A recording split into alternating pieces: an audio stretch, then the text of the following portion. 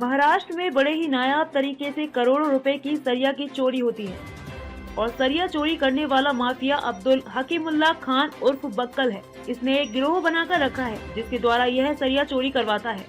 महाराष्ट्र के कई शहरों में इसके गुर्गों के खिलाफ सरिया चोरी का मामला दर्ज है और यह जगह बदल बदल कर सरिया चोरी करवाता है। अभी हाल ही में उसके गुर्गों के खिलाफ मामला दर्ज हुआ, लेकिन यह साफ बच गया। खबर के मुताबिक नवी मुंबई स्थित कलम्बोली रेलवे स्टेशन के सामने स्टील मार्केट के रास्ते पर बक्कल, हाफिज मलिक, असलम नजीमुल्लाह शेख सरिया चोरी करने का खेल पुलिस के साथ खेल रहे थे। 28 जनवरी 2023 को नवी मुंबई की क्राइम ब्रांच की पुलिस को सरिया चोरी की सूचना मिली थी। पुलिस ने कलम्बोली रेलवे स्टेशन स्थित स्टील मार्केट गाला नंबर 662-664 में छापा डालकर 1,22,72,000 रुपए का चोरी का मुद्देमाल जब्त किया है। कलम्बोली पुलिस थाने में FIR क्रमांक 31 जनवरी 2023 भारतीय दंड विधि की धारा 379, 407, 408, 411 और 34 के तहत मामला दर्ज किया है। सलामुद्दीन साहेब अली खान, अब्दुल कलाम, इंसान अली अंसारी, अनूप श्रीराम आवत, सतीश किशोर पाल, शिवम रामावत कन्नौजिया,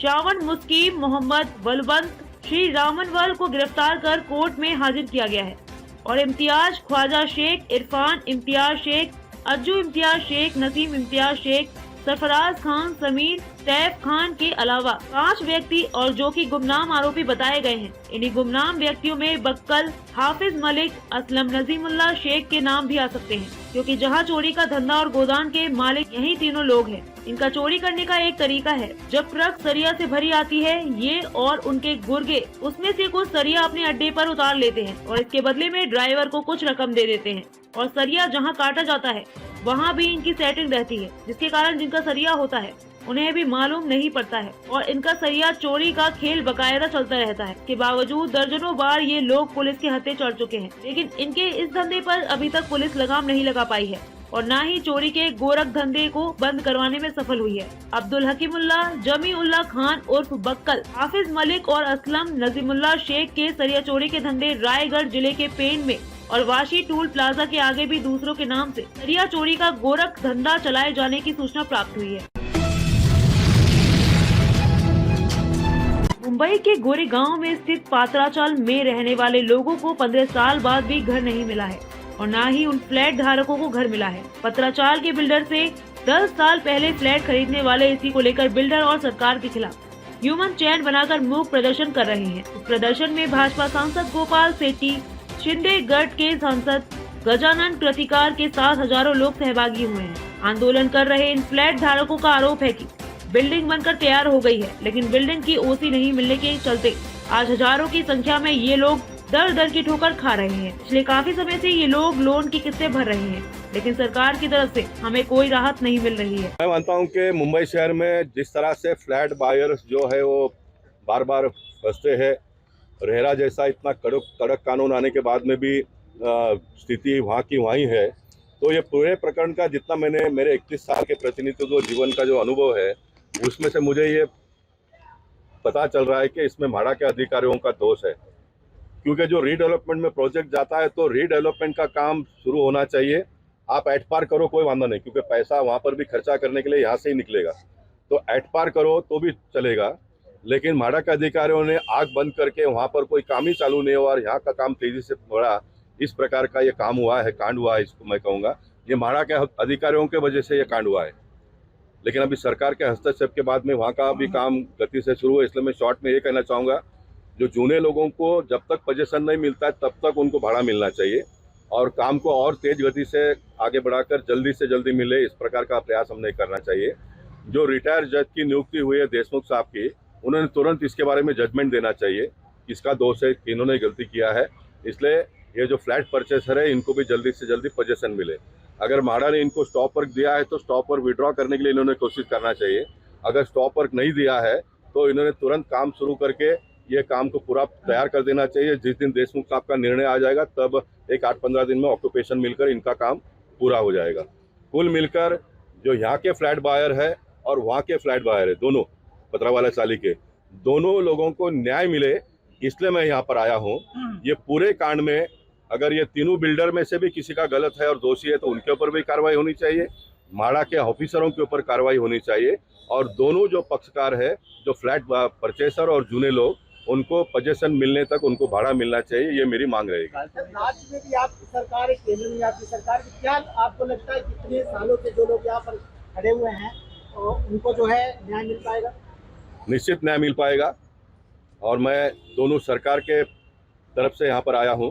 केंद्र में मेरी सरकार है, महाराष्ट्र में भी मेरी सरकार है और मेरी सरकार की तरफ से मैं आया हूँ और बहुत जवाबदारी से मैं कहता हूँ दोषी अधिकारियों के ऊपर हम कार्रवाई करेंगे और जो निर्दोष फ्लैट बायर्स और जो जुने पत्र वाले चालक के लोग हैं उनको 100% न्याय मिलेगा, इसलिए मैं यहाँ पर आया। काल तुम्ही एका कार्यक्रमामध्ये मुंबई महापालिकेच्या निवडणुका लवकर घ्याव्यात असं सांगितलं, नाही तुमचे नगरसेवक विसरून जातील तुम्हाला. महानगरपालिकेच्या निवडणुका वेळेवर व्हायला पाहिजे हे गोपाल शेट्टी नव्हे तर कायदा म्हणतोय आणि निवडणुका महानगरपालिकेचा असो, विधानसभेचा असो किंवा लोकसभेचा असो, कारण हे कायदा आहे आणि अधिकारी आहेत. कायद्यानुसार अधिकारी काम करत नसेल तर त्यांच्यावरती अंकुश ठेवण्यासाठी जनप्रतिनिधी असतात आणि म्हणून आज मुंबई महानगरपालिकेमध्ये नगरसेवक त्यांचा पदच बरखास्त झालेला म्हणून ते ॲक्टिव्ह आहेत की नाही आहेत तो एक भाग वेगळा आहे. म्हणून अधिकारी जे एकदम मोकाट्याने सुटले आहेत त्यांच्यावरती अंकुश ठेवणारा कोणी नाही. स्टँडिंग कमिटी नाही, कॉर्पोरेशन हाऊस चालत नाही आहे. स्थानिक पातळीवरती वॉर्ड ऑफिसमध्ये जर नगरसेवक माजी नगरसेवक गेले तर त्यांना किती ऐकला जातो, त्यांना किती सन्मान दिला जातो हे आपण सर्व पाहत असतो आणि म्हणून लोकशाहीमध्ये निवडणुका वेळेवर होणं हे अभिप्रेत आहे आणि म्हणून मी काल बोललो बाबा महानगरपालिकेच्या निवडणुका लवकर व्हायला. बजेटकडे कसं बघता तुम्ही मुंबई महापालिकेचं बजेट? मुंबई महानगरपालिकेचा बजेट 52,000 कोटीचा आहे.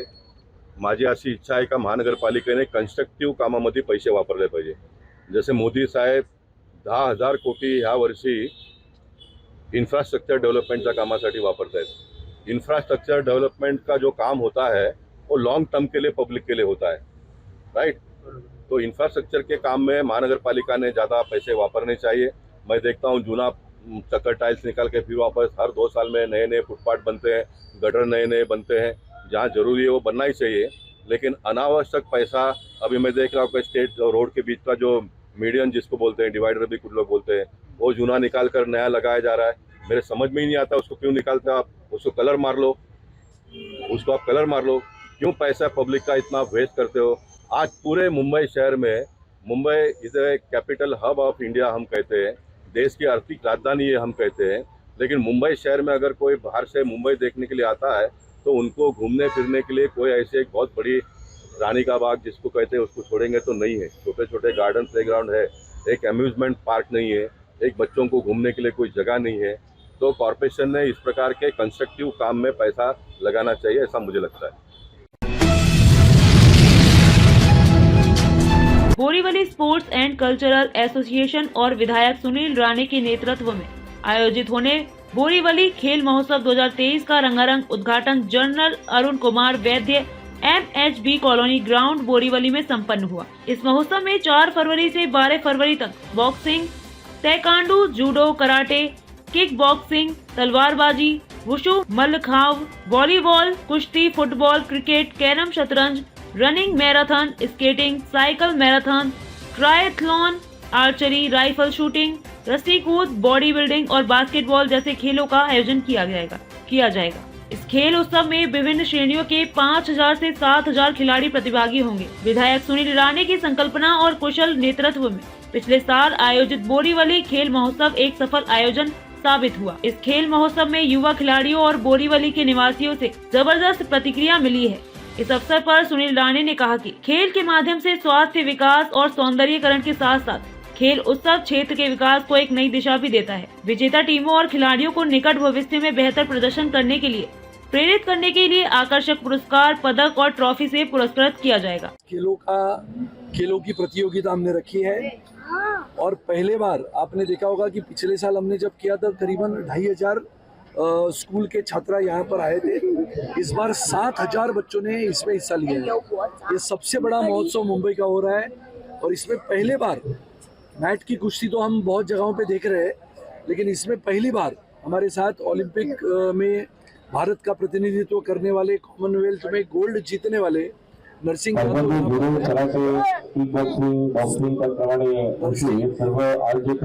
और मैं मानता हूं कि पहले बार बोरीवली में, मुंबई में ऐसे प्रतियोगिता में कुश्ती का आयोजन भी हमने किया है, जो अगले शनिवार रविवार को होगी, और जिसमें मिट्टी की कुश्ती है जो इन बच्चों ने कभी देखी नहीं होगी।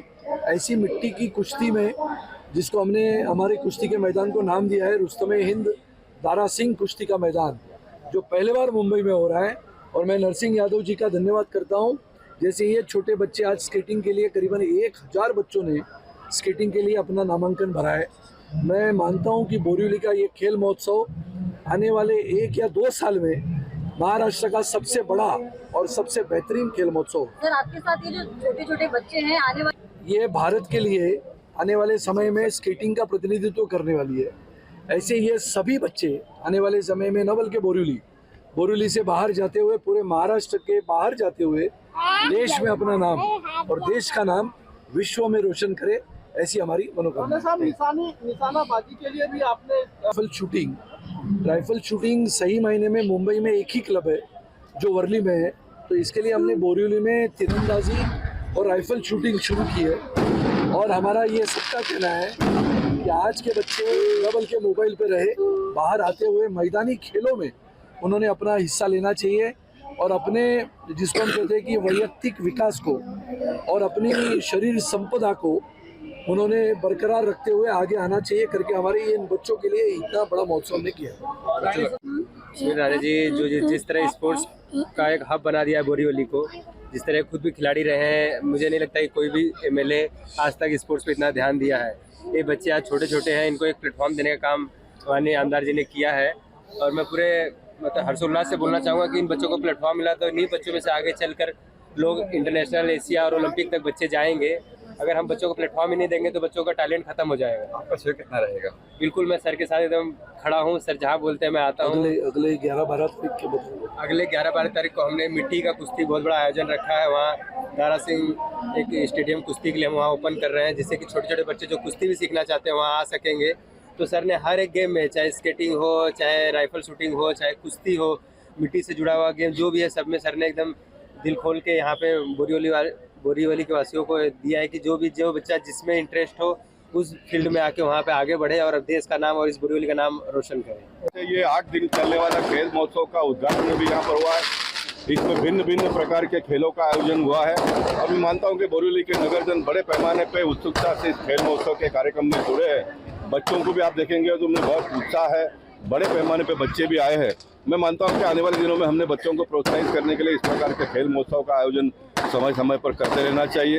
अभी पिछले दिनों में सांसद खेल महोत्सव का हमने आयोजन किया, कबड्डी और क्रिकेट को हमने जोड़ा। अभी 8 दिन का महोत्सव होगा। नगर सेवकों ने और सारे लोगों ने मिलकर इस प्रकार का खेल का आयोजन करते हैं तो नगर जन को एक बहुत बड़ा लाभ मिलेगा। ऐसा मैं मानता हूँ। बोरीवली के लोगों का ये भाग्य है कि बोरीवली में बहुत सारे ग्राउंड हम लोगों ने बचा कर रखा है, इसलिए इस प्रकार के खेलों का आयोजन हम समय समय पर कर सकते हैं। इस बजट में आपने देखा होगा कि देश के प्रधानमंत्री ने बजट में खेल के लिए बहुत सारी व्यवस्थाएं की है। इससे हमने आगे आने वाले दिनों में बच्चों को खेल के माध्यम से आगे बढ़ाना चाहिए। देश के नाम को आगे बढ़ाने का प्रयास हम सब लोग मिलकर करेंगे। सुनील राणे।